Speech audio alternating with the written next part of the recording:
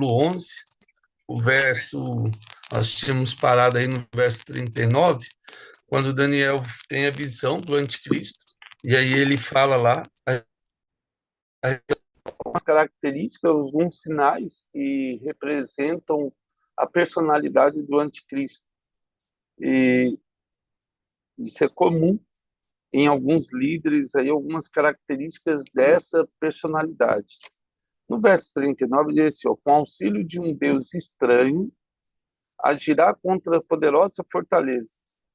E importante aqui, né, esse Deus estranho aqui, nós já vimos que é um poder bélico, um poder que o mundo oferece, esse poder do anticristo em trazer outros, outras potências junto com ele, e ele diz que ó, ele vai agir contra poderosas fortalezas, outras nações que trazem o mesmo poderio bélico aí, ou parecido com ele, e os que reconheceram multiplicar-lhe-ás a honra, faloás reinar sobre muitos, e lhes repartirá a terra como prêmio. Então, infelizmente, o anticristo aí, ele vai conseguir engajar várias nações junto com ele, e alguns desses países, dessas nações, vão dar esse poder a ele, essa honra a ele, e como nós falamos, como uma partida da África, dividir entre eles todo esse mundo conhecido nosso hoje, no século XXI. E aí, uma coisa interessante, aí ele chega no verso 40, no tempo do fim, o rei do sul lutará contra ele, e o rei do norte arremeterá contra ele, com carros, cavaleiros e com muitos navios.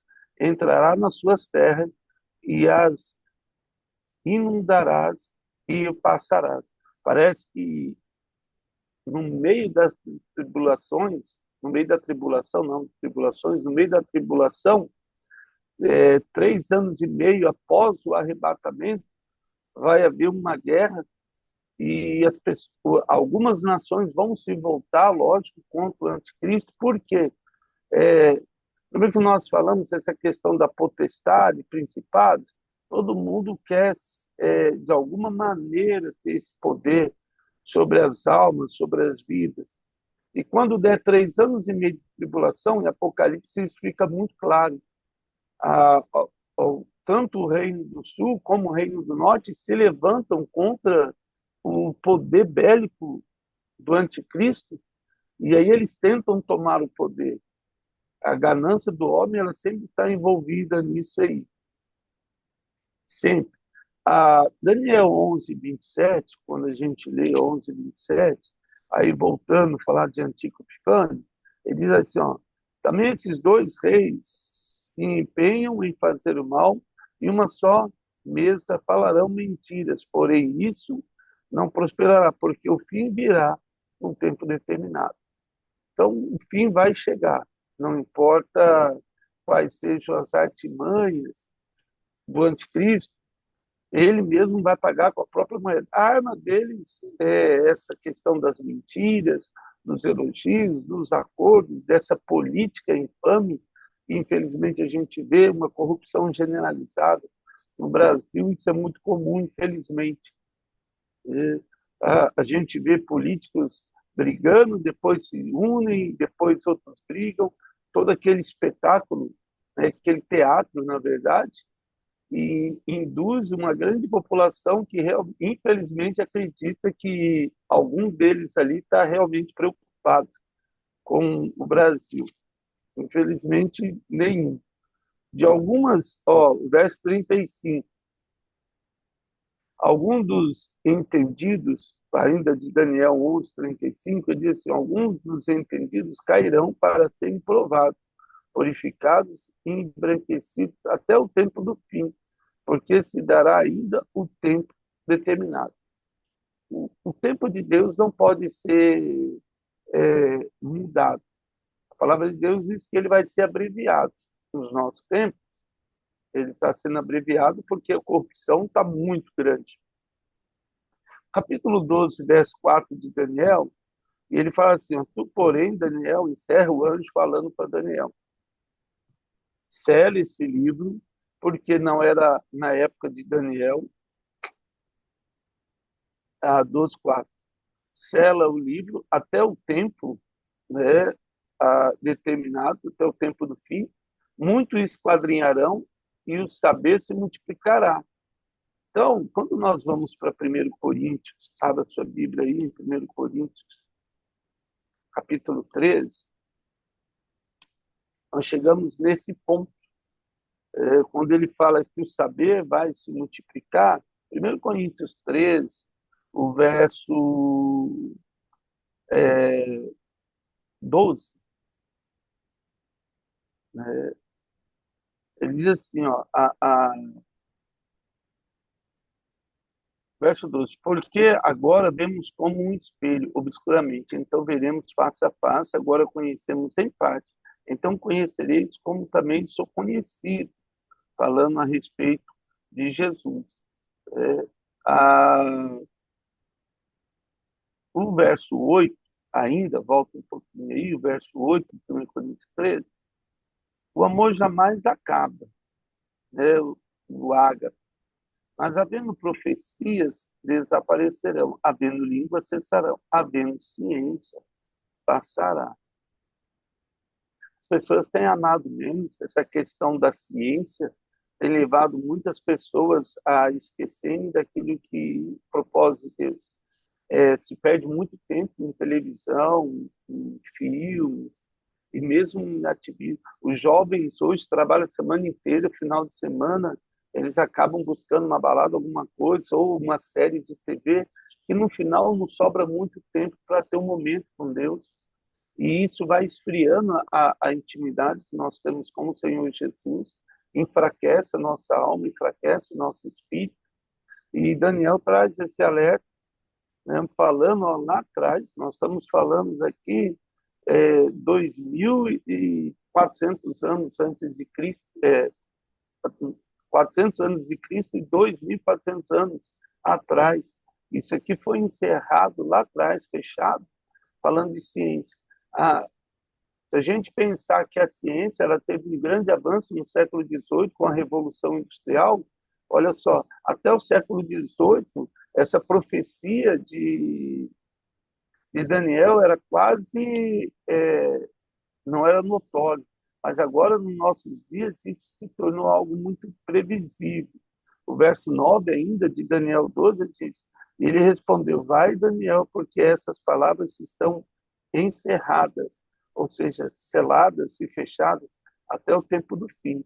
Essas palavras, 12:9, ainda elas estão ali, estavam, né?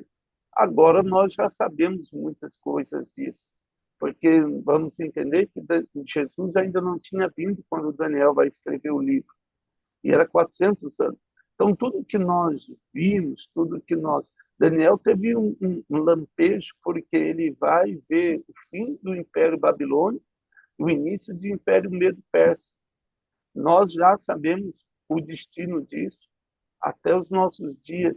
Isaías capítulo 5, verso 28, a respeito da visão de Isaías, ali um pouco antes, Isaías capítulo 5, verso 28, a palavra do Senhor ela vai falar sobre essa a questão, né, do poder do anticristo. As suas flechas são agudas e todos os seus arcos reterçados. As unhas dos seus cavalos dizem de pedeneira e as rodas dos seus carros um redemoinho. Seu refúgio é como o do leão, rugem como filhos de leão e rosnando arrebatam a presa e levam e não há quem livre. Bramam contra eles naquele dia como o bramido do mar. E se alguém olhar para a terra, eis que só há trevas, angústia e a luz se escurece em densas nuvens. Nem preciso dizer que nós chegamos nesse tempo. O mundo já passou por isso várias vezes. infelizmente. Deus ele permite esse mover porque a indignação dele com a humanidade às vezes é muito grande porque, com relação ao pecado. Então nós temos a questão do dilúvio, o homem se desviou de tal maneira que o pecado do homem subiu até os céus e Deus ele não achou por bem, e aí estipulou até uma data para o homem, porque antes o homem estava vivendo muito tempo, a saber, Adão viveu 900 anos, Matusalém 900 e poucos anos, né? Noé viveu ali seus 800 anos. Então, assim, o povo vivia muito tempo. Depois do dilúvio, Deus determinou que o tempo da idade do homem seria até 120 anos. Depois nós temos o caso de Sodoma e Gomorra, que Deus achou por bem destruir Sodoma e Gomorra. Outras nações que Deus pesou a mão, porque ele se indignou com essas nações, a saber, como Nínive, próprio Israel, e assim por diante. E, infelizmente, nós vemos esse mover de Deus para ver se dá uma alertada na humanidade e dá uma melhorada. Infelizmente, o pecado do homem prevalece muitas vezes. Jeremias 4:13, o profeta Jeremias, ele vai trazer isso à tona também. Jeremias, capítulo 4, o verso 13 aí de Jeremias, ele vai dizer assim, ó, verso 13: Eis aí que sobe o destruidor, como nuvens os seus carros, como tempestade. Os seus cavalos são mais ligeiros do que as águias. Ai de nós, estamos arruinados. Lava o teu coração da malícia, ó Jerusalém. Aí, Deus falando com Jerusalém, para que seja salvo. Até quando hospedará contigo os teus maus pensamentos? Então, ele traz à tona essa questão do coração corrupto de Jerusalém e os pensamentos. Os nossos pensamentos precisam ser purificados, santificados. E como nós já lemos, é do coração que procede toda a impureza, nosso pensamento, que nós temos alimentado nossos pensamentos, tende a ser nossa maior batalha. A nossa mente é a nossa maior batalha. Uma vez vencendo a mente, você sai vencedor. Uma vez perdendo na mente, você já sai derrotado. Infelizmente, a mente os olhos, como diz a palavra de Deus, são a candeia, né, do homem, do corpo. Lutar com isso faz parte da nossa vida diária. Encher a nossa mente do que é bom, agradável, como diz o apóstolo Paulo, né, tudo que é puro, santo e agradável, que preenche os vossos pensamentos. Voltando para o verso 41 de Daniel,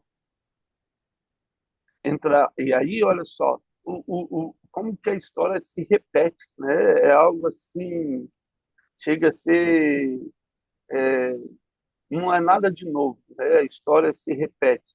Ó, entrará também na terra gloriosa, ou seja, em Jerusalém, e muitos sucumbirão, mas do seu poder escaparão estes, Edom e Moabe. Edom é o nome dado lá aos filhos das filhas que tiveram relação íntima com o seu pai, Ló, e aí tiveram o filho, né, os edomitas, né, e os moabitas aí. Edom é o nome dado a Saul, que depois ele vai e casa com uma das filhas da região. E também ele processa essa linhagem pecaminosa aí. Mas esse povo acaba escapando porque entrega os outros. Hoje nós vemos que eles estão misturados ali na região do Líbano, na Cisjordânia, na própria Palestina. Esse povo está misturado ali. E acabou misturando, né, nesse período da história com o próprio povo de Israel, alguns. Né? Então, nós temos essa, essa ação do anticristo de se voltar. Primeiramente, é interessante que no início da tribulação, ele vai e ajuda até a reconstruir o templo. em Jerusalém e participa lá no meio da tribulação. Isso é um marco na tribulação. Há uma mudança. Jeremias 48, verso 47, Jeremias 48, verso 47, abra a sua Bíblia aí, Jeremias 48, verso 47, ele vai falar sobre a questão de Moab mesmo, sobre esse povo aí. Mas o verso 47, nós não vamos ler tudo, ele diz assim, ó, contudo, mudarei a sorte de Moab nos últimos dias, diz o Senhor. Até aqui o juízo contra Moab. Olha só que interessante. Você vai ler depois, todo o capítulo 47 vai falar contra Moab. Depois você pode ler. É grande o capítulo. A respeito de Moab, assim diz o Senhor dos Exércitos, Deus de Israel. Ai de Nebo, porque fui destruída, envergonhada. E ele vai falando sobre Moab. Mas quando chega aqui na tribulação, ele muda a sorte desse povo. Alguma coisa vai acontecer para esse povo, como nós falamos, que está ali, misturado ali, entre Líbano, na Palestina, e Deus vai mudar a sorte desse povo. O povo que vem sofrendo essa maldição desde lá atrás, só desde o profeta Jeremias, 2.400 anos lá atrás, aproximadamente. Aí agora Deus, de alguma maneira, vai mudar a sorte desse povo. Como ele vai fazer, logo, logo a gente vai ver. E o capítulo 49, e 48, aliás, fala sobre Moab, e 48 fala sobre Amon, os amonitas. O verso 6 do capítulo 49, olha só o que diz aí. Exatamente como Deus fez com Moab, ele vai falar com os moabitas. Mas depois disso, o verso 6, mudarei a sorte dos filhos de Amon, diz o Senhor. Olha que coisa, Deus vai mudar, ter misericórdia desse povo e muda a sorte ali. É, a, tanto na verdade, a Palestina, a região ali de Israel, será uma base do anticristo. Ele vai, como ele vai fazer um QG ali. Aquela região vai ser muito utilizada pelo pelo anticristo. A saber, agora nós vemos essa questão de Israel nessa expulsão em massa dos palestinos da faixa de Gaza, e ele quer usar aquela região para várias, já tem, né, várias intenções, questões de especulação imobiliária, resort. Assim que ele tirar todo aquele povo ali da Palestina, ele vai usufruir daquele território, daquela faixa ali. Então, infelizmente, rola muita grana sobre esses acordos que, infelizmente, nós só ficamos sabendo depois, de uma maneira até diferente da verdade. Mas isso, infelizmente, faz parte do mundo que nós vivemos. Apenas a graça de Jesus é que nos mantém vivos todos os dias, como diz a palavra do Senhor. Segundo Tessalonicenses, capítulo 2, pega a sua Bíblia aí, segundo Tessalonicenses, capítulo 2, aí a gente já começa a capítulo 2, verso 1, a respeito da vinda do Senhor Jesus. E esse é o nosso preparo. Ó, aqui diz, irmãos, então, a segunda carta de Tessalonicenses foi assim, o apóstolo Paulo escreve a primeira carta aos Tessalônicos, falando sobre a volta de Jesus. E o que acontece? O povo entendeu, bom, se Jesus vai voltar, vamos fazer o seguinte, vamos vender tudo, que ele já está às portas, porque nós estamos vivendo tudo isso que a gente está lendo em Daniel, estava acontecendo na época do Império Romano. Então você tem essa questão de Nero, você tem Calígula, você tem Tito. Esses caras fizeram exatamente tudo que está escrito em Daniel. Ou seja, Jesus poderia ter voltado na história em qualquer momento, mas no Império Romano aquilo era muito latente, era muito visível. Aí as pessoas começaram a vender tudo Só que chegou uma hora que falou: ei, pera, calma, calma, calma, calma, calma. Tem que acontecer algumas coisas para que Jesus volte. As pessoas vão dizer, opa, vai voltar, vou vender tudo e não vou trabalhar. O apóstolo Paulo ainda vai falar nas suas cartas que quem não trabalha não coma. Porque chegou uma hora que o dinheiro acabou, então eles estavam indo em casa, ó, estou sem dinheiro, você podia. Aí fala, calma, gente, continue o trabalho, continue a vida, continue fazendo o que você está fazendo e prepara o seu coração para a volta de Jesus. Então, voltando aí em Tessalonicenses, o verso 1 diz assim, irmãos, no que diz respeito à vinda de nosso Senhor Jesus Cristo e a nossa reunião com Ele, ou seja, subir aos céus, nós vos exortamos que não vos demovais da vossa mente, ou seja, não tire ela com facilidade, nem vos perturbeis, quer por espírito, quer por palavra, quer por epístola, por carta, como se procedesse de nós, supondo que tenha chegado o dia do Senhor, ou seja, o dia ainda não chegou. Ninguém de nenhum modo vos engane, porque isto não acontecerá sem que primeiro venha a apostasia. E aí a gente vai falar um pouquinho sobre ela aí.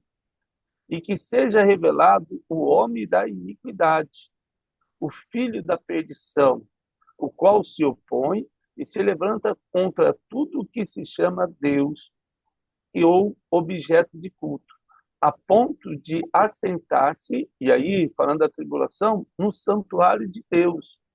Lembrando que na época de Jesus, é, a gente teve o primeiro templo lá de Salomão, depois Esdras vai reconstruir o templo, depois Herodes vai reconstruir o templo. Ah, e agora, na tribulação, o anticristo vai reconstruir o templo. Ou seja, vamos ter 4 templos aí. E aí, esse templo que o apóstolo Paulo está situando o povo de Tessalônica. Não vos recordais de que ainda convosco eu costumava dizer-vos essas coisas? Então, assim, vamos prestar atenção. Não chegou ainda esse tempo. E aí, agora, uma coisa importante.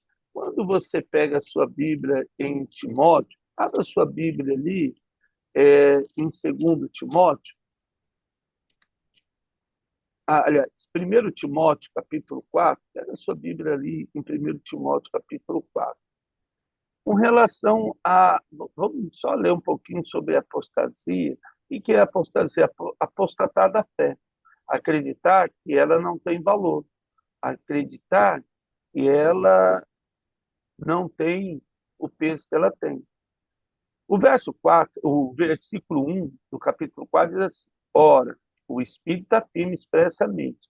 Então, nós já vimos lá que para o Jesus voltar, o anticristo tem que se levantar, a igreja tem que ser arrebatada. E isso não vai acontecer, o arrebatamento não vai acontecer antes que isso, e a gente vai ver exatamente os sinais que devem acontecer. Ora, o Espírito afirma expressamente que nos últimos tempos, alguns vão apostatar da fé, por obedecer esse espírito enganadores e ensinos de demônios, pela hipocrisia, e olha só, dos que falam mentira e que têm cauterizado a própria consciência. Cuidado, e novamente a gente tem alertado nesse estudo essa questão, ó, que proíbe o casamento. Já pensou? Que absurdo proibir um casamento? Exige abstinência de alimento. Olha, não come isso, não come aquilo, que Deus criou para serem. Né? Isso é coisa de judeu, não comer carne de porco. Você pode ter uma restrição médica e não deve comer, ou também não comer, porque realmente tem alguns alimentos que só fazem mal, né? Muita gordura, muita fritura. Não tem problema essa questão. Não pode quando isso se torna algo religioso. Porque Deus, olha só, Deus criou para serem recebidos com ações de graça pelos fiéis, e por quantos conhecem plenamente a verdade, pois tudo quanto Deus criou é bom e recebido com ações de graça. Nada é recusável, porque pela palavra de Deus e pela oração é santificado. O nosso papel é orar. Quando você vai para 2 Timóteo capítulo 3, que agora, 2 Timóteo capítulo 3, vamos lá para o verso 10, ainda de 2 Timóteo capítulo 3, falando ainda sobre essa questão da apostasia, que é extremamente importante nos nossos dias. O verso 10, ele vai dizer assim, ó, tu, porém, tens seguido de perto o meu ensino. Ele está falando para Timóteo, que era discípulo de Paulo. Procedimento, propósito, fé, longanimidade, amor, perseverança. É característica do fruto do Espírito de Gálatas, capítulo 22. As minhas perseguições e os meus sofrimentos, quais me acontecem em Antioquia, Icônio e Listra. Que variadas perseguições, isso Paulo falando, né, a respeito daquilo que ele vivia lá. Suportando de todas, entretanto, me livrou o Senhor. Ora, todos quanto querem viver piedosamente em Cristo Jesus serão perseguidos. Mas os homens perversos e impostores irão de mal a pior, enganando e sendo enganados. Infelizmente, esse povo, ele engana outras pessoas e se enganam também, acreditando que o que eles estão fazendo é o ideal. Pode continuar aí. O verso, continuando, o verso 14, ele vai dizer assim, ó, tu, porém, permanece naquilo que aprendeste, e fosse inteirado, sabendo de que aprendeste, de quem aprendeste, o que desde a infância sabe as sagradas letras e que podem tornar-te sábio. Então, quando você lê Provérbios, a gente citou aí Provérbios a respeito da sabedoria, capítulo 1, 2, 3, 4 de Provérbios, vai falar sobre a sabedoria. Depois ele vai falando, pincelando várias questões do convívio diário. É para a salvação pela fé em Cristo Jesus. Toda a escritura é inspirada, e olha só, né? Inspirada por Deus, e nós vemos isso, e útil para ensino, para repreensão, para correção, para educação na justiça, a fim de que todo homem, e aí, de Deus seja perfeito e perfeitamente habilitado para toda boa obra. Ou seja, tanto eu e você, nós temos essa questão de tomar esse cuidado. E onde a gente vai tomar esse cuidado? Com a palavra de Deus. Quando você chega no verso 1, volta aí de capítulo 3, o verso 1, olha só. Sabe, porém, isso. Então, aqui o apóstolo Paulo deu o antídoto da apostasia. Voltando aqui de novo, a apostasia, que infelizmente esse é o nosso período, a nossa estação é uma estação de apostasia. Sabe, porém, isso nos últimos dias, olha só, sobrevirão tempos difíceis, pois os homens serão que egoístas, avarentos, jactanciosos, ou seja, arrogantes e ufanados, né? Assim, soberbos, vaidosos, blasfemadores, desobedientes aos pais. Gente, para quem dá aula, isso aqui, desobediente aos pais, eu tenho alunos que xingam o pai, ofendem na cara dura e os pais não falam nada. Isso já é ingratos, irreverentes, desafeiçoados. Isso está falando com relação, eles não têm afeição a nada que é natural. Relação homem, mulher, mulher, homem, todas essas coisas. Implacáveis, caluniadores, sem domínio de si. Pessoas matam por qualquer coisa, brigam. Eu não sei o que aconteceu.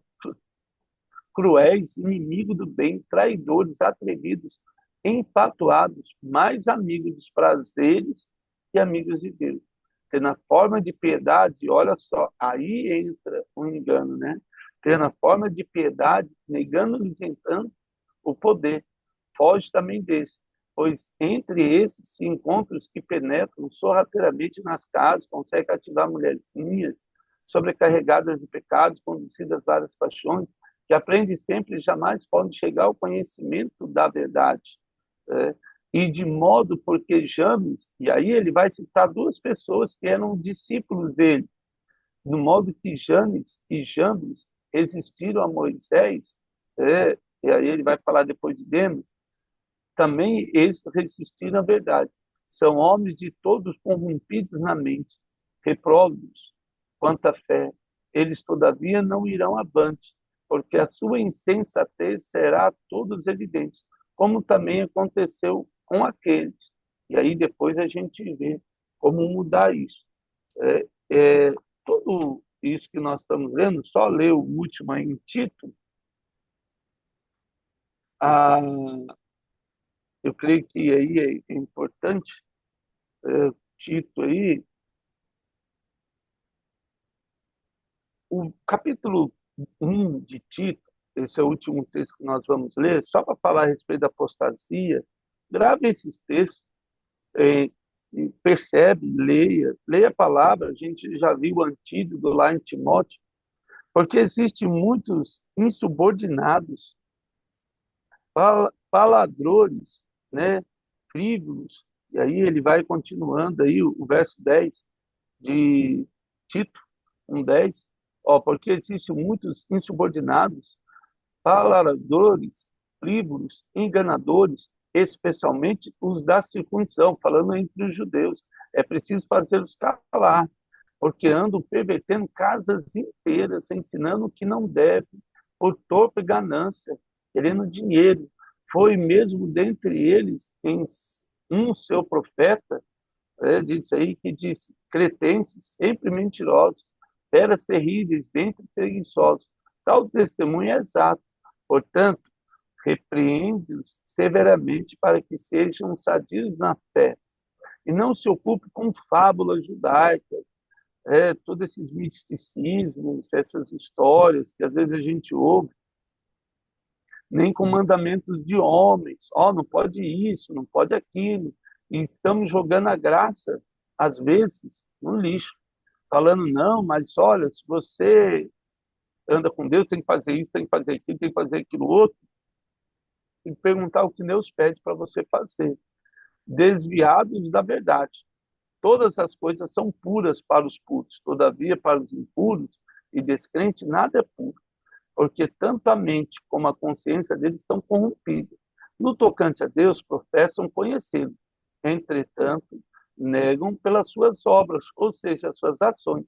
Por isso que são abomináveis, desobedientes, reprovados para toda boa obra. Então, todos esses textos estão falando da apostasia. E é importante a gente ter em mente esse cuidado para não se deixar cair. Segundo Pedro 2, 1, 22, depois você pode ler, vai falar sobre isso aí. Amém? Ó Pai, quero agradecer por essa manhã, por esse dia, pelo Teu Espírito Santo sobre nossas vidas. Queremos pedir que o Senhor nos livre de toda qualquer apostasia, toda mentira e engano do inimigo sobre a nossa mente. Livra-nos, ó Deus, das influências desse mundo. Nos faz, ó Deus, caminhar para perto de Ti, para a Tua graça e Teu amor, em nome de Jesus. Amém. Amém, amados. Que Deus nos abençoe aí, esperando a volta de Jesus.